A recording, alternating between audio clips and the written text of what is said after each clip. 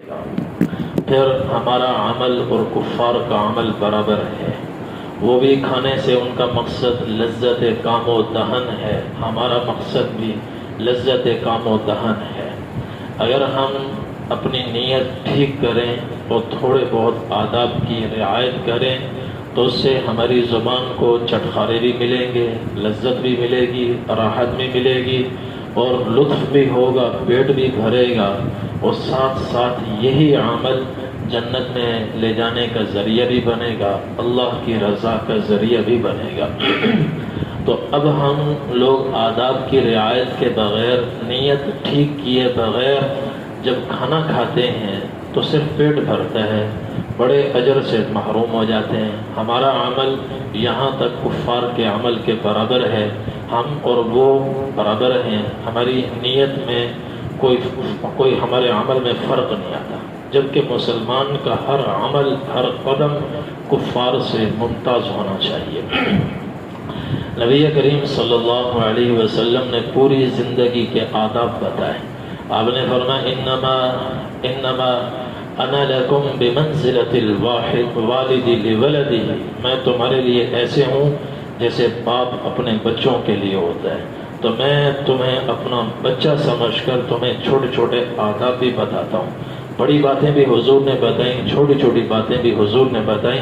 کھانے کے آداب بھی نبی کریم صلی اللہ علیہ وسلم نے ہمیں بتائے۔ ان آداب کو سامنے رکھ کر کھانا کھائیں گے تو کوئی خاص فرق نہیں پڑتا، کوئی خاص تبدیلی نہیں آتی۔ تھوڑی بہت باتوں کی رعایت کرنے سے بندہ زمین سے آسمان تک پہنچ جاتا ہے، اور اجر و ثواب بھی ملتا ہے، لذت بھی ملتی ہے، پیٹ بھی بھرتا ہے، سارے کام ہوتے ہیں، مگر اضافی چیزیں بھی ہمیں مل جاتی ہیں۔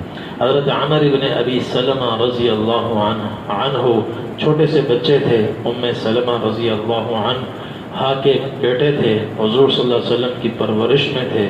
آپ ان کو اپنے ساتھ کھلاتے تھے اور ان کو آداب بھی سکھلاتے تھے۔ عمر بن ابی سلمہ رضی اللہ عنہ چھوٹے سے بچے حضور کے ساتھ بیٹھ کر کھانا کھا رہے ہیں، اور پوری پلیٹ میں ان کا ہاتھ گھوم رہا ہے، کبھی ادھر سے کبھی ادھر سے، کبھی ادھر سے کبھی ادھر سے۔ نبی کریم صلی اللہ علیہ وسلم نے انہیں آداب سکھلائے۔ آپ نے فرمایا یا غلام کل سم اللہ وکل بیمینک وکل مما یلیک، بچے کھانا کھاؤ تو اس طرح کھاؤ، سب سے پہلے بسم اللہ پڑھو، پھر دائیں ہاتھ سے کھاؤ، اور پھر اس کے اپنے سامنے سے کھاؤ، دائیں بائیں آگے سے دوسرے کے سامنے سے مت کھاؤ، اور کوئی ایسا کام نہ کرو جس سے ایک پلیٹ کے اندر اگر 4 آدمی 5 آدمی کھانا کھا رہے ہیں کسی کو کراہیت آئے۔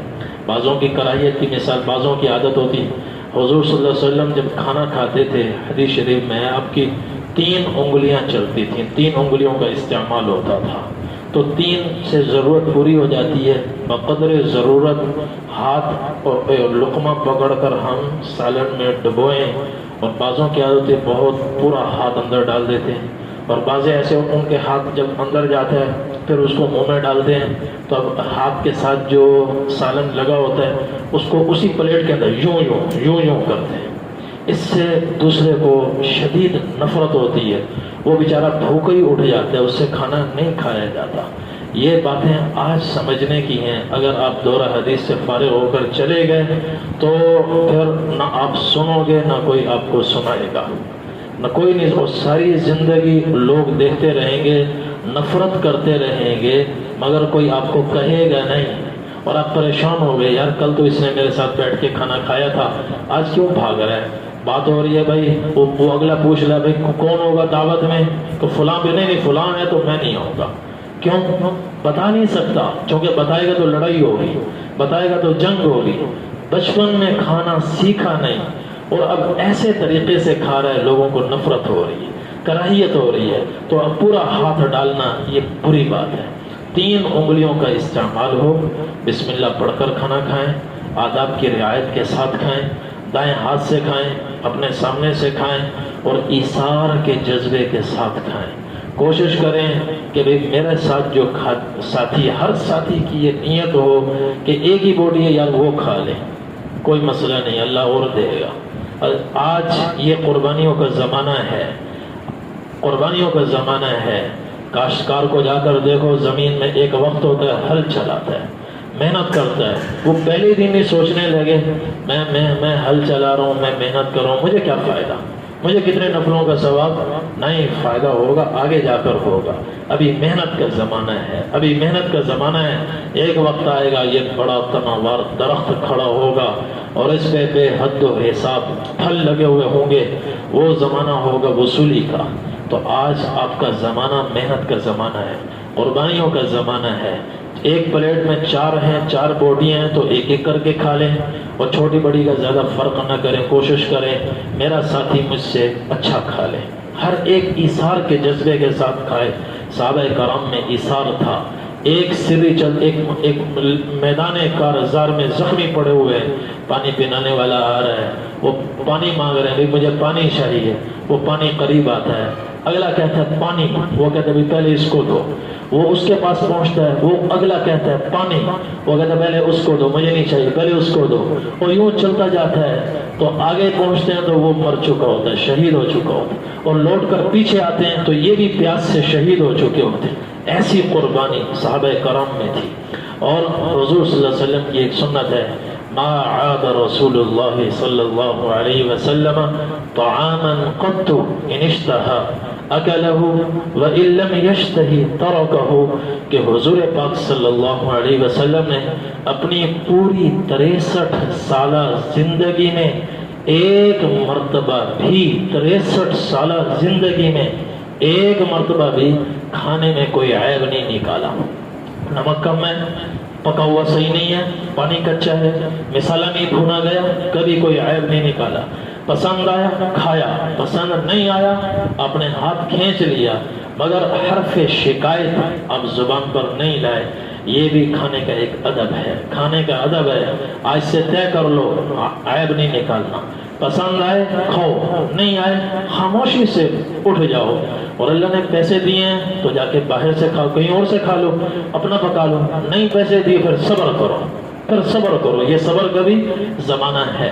تو اور پھر حضور پاک صلی اللہ علیہ وسلم کی ایک سنت ہے، آپ نے فرمایا لا آکل متکئا، میں ٹیک لگا کر کھانا نہیں کھاتا، غلاموں کی طرح کھاتا ہوں، غلام بن کر کھاتا ہوں۔ دیکھنے والا جب مجھے کھاتے ہوئے دیکھے تو اس کو یوں لگے کہ ایک غلام بیٹھا ہوا ہے، غلاموں کی طرح اور کم تر لوگوں کی طرح، مسکینوں کی طرح، فقیروں کی طرح بیٹھ کر میں کھانا کھاتا ہوں۔ یہ بھی کھانے کا ایک ادب ہے، ایثار کے ساتھ کھانا ہونا چاہیے، کبھی کھانے میں کوئی عیب نہ نکالے، بسم اللہ پڑھ کر کھانا کھائیں اور کم کھانا کھائیں۔ پورا مکمل پیٹ بھر کر کھانا کھانا یہ ایمان کی علامت نہیں ہے، مسلمان کی شان نہیں ہے۔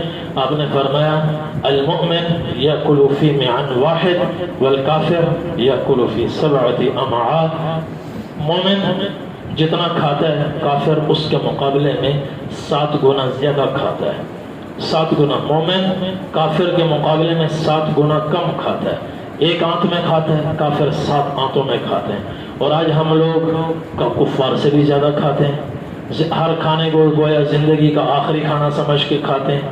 نماز زندگی کی آخری سمجھ کے پڑھنی چاہیے۔ کھانا تو اس زندگی برائے طعام نہیں ہے، یہ تو صرف اس لیے ہے تاکہ انسان چلتا پھرتا رہے، اور کھانے میں نیت یہ ہونی چاہیے کہ اللہ تعالیٰ نے یہ جسم دیا ہے، اس جسم کی حفاظت اللہ تعالیٰ نے ہمارے اوپر ڈالی ہے کہ ہمیں اس کی حفاظت کرنی ہے، اور ہماری زندگی کا مقصد اللہ کو راضی کرنا ہے، اللہ کی عبادت کرنا ہے۔ اور عبادت میں قوت اور طاقت آتی ہے صحت سے، اور صحت کو بحال رکھنے کے لیے کھانا ہے، اس لیے ہم کھاتے ہیں تاکہ ہماری صحت برقرار رہے، اور ہم کھانا کھائیں تاکہ اللہ کی عبادت کر سکیں۔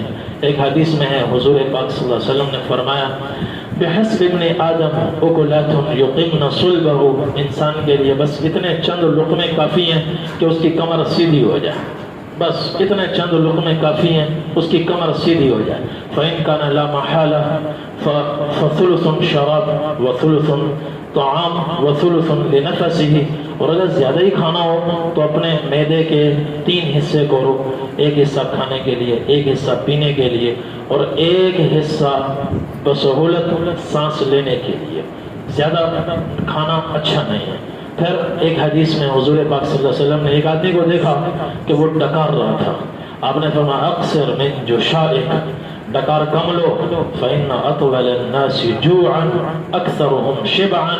قیامت کے دن سب سے زیادہ بھوک سے بے تاب اور تڑپنے والے وہ لوگ ہوں گے جو دنیا میں پیٹ بھر کر کھانا کھایا کرتے تھے.